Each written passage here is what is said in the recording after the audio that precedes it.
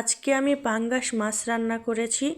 তো চলেন ভিডিওটি শেয়ার করি, পুরো ভিডিওটি না টেনে দেখতে থাকুন। তো সবাইকে আসসালামু আলাইকুম। আমি পাঙ্গাস মাছ নিয়েছি।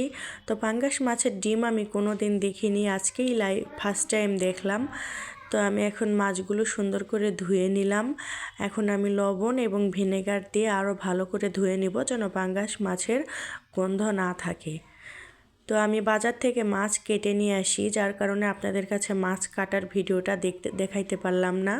তো আমি এখন মাছে হলুদ, লবণ এবং মরিচ দিয়ে মাছটা ভালোভাবে মেখে নিলাম আর ডিমটা সাইডে রেখে দিলাম। আমি এখন রান্নার জন্য পেঁয়াজ কেটে নিব। পেঁয়াজগুলো ভালোভাবে পানিতে দিলাম, কাঁচা মরিচ দিলাম, এগুলো সুন্দর করে ধুয়ে নিয়ে আমি এখন কুচি কুচি করে কেটে নিব।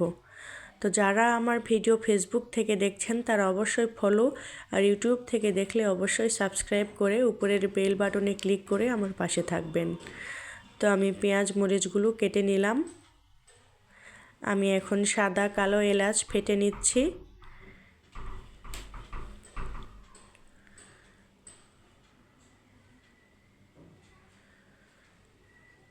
তো এখন আমি কাঁচা মরিচ, পেঁয়াজ কুচি, সাদা কালো এলাচ, লবঙ্গ, লং, তেজপাতা এবং দারুচিনি রেডি করে নিয়েছি।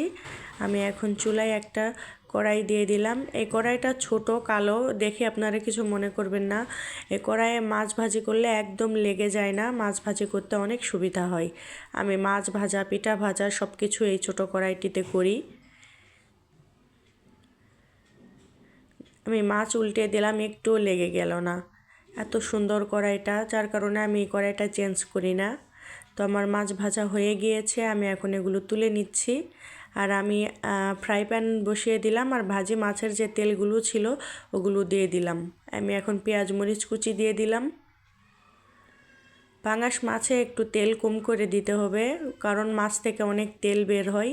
তো আমি আদা রসুন বাটা দিলাম, একটু পানি দিলাম, তেজপাতা দিলাম, সাদা কালো এলাচ, লবঙ্গ, লং সব পরিমাণ মতো দিয়ে আমি এখন বাকি মশলাগুলো দিয়ে দিব।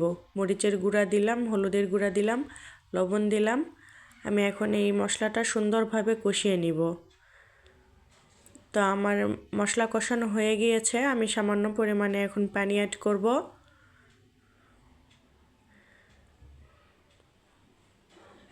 পানি দিয়ে বলক তুলে নিয়েছি, আমি এখন ভাজি মাছগুলো দিয়ে দিব ডিম সহ।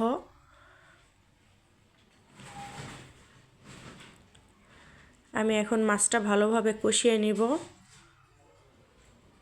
মাছটা এখন আমি উল্টিয়ে দিব, কারণ এক পাশে মশলা ঢুকেছে আর এক পাশে মশলা ঢোকেনি। দুই পাশে উল্টিয়ে নিয়ে ভালোভাবে আবারও কষিয়ে নিব। তো আমার মাছ কষানো হয়ে গিয়েছে, আমি একটু নেড়ে চেড়ে ঝোল দিয়ে দিলাম মাছে। কিছুক্ষণ পরে মাছের বলক উঠেছে, দেখেন। আমি এখন মশলা টেস্ট করলাম, লবণ ঝাল সব ঠিক আছে। আমি আর একটু পরে নামিয়ে নিব। তো আমি চুলা বন্ধ করে দিয়েছি, এরকম ঝোল রেখেছি কারণ এই ঝোলটা একটু পরে টেনে নিবে। আর এই স্বাদকে দ্বিগুণ বাড়ানোর জন্য আমি এখন জিরা ভেজে নিলাম।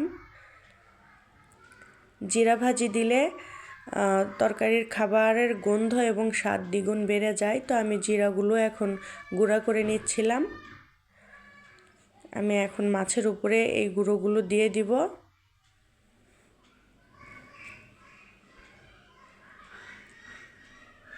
তো এই হলো আমার ফাইনাল লুক। তো পাঙ্গাস মাছ খেতে কে কে পছন্দ করেন কমেন্ট করবেন। সবাই ভালো থাকবেন। আল্লাহ হাফেজ।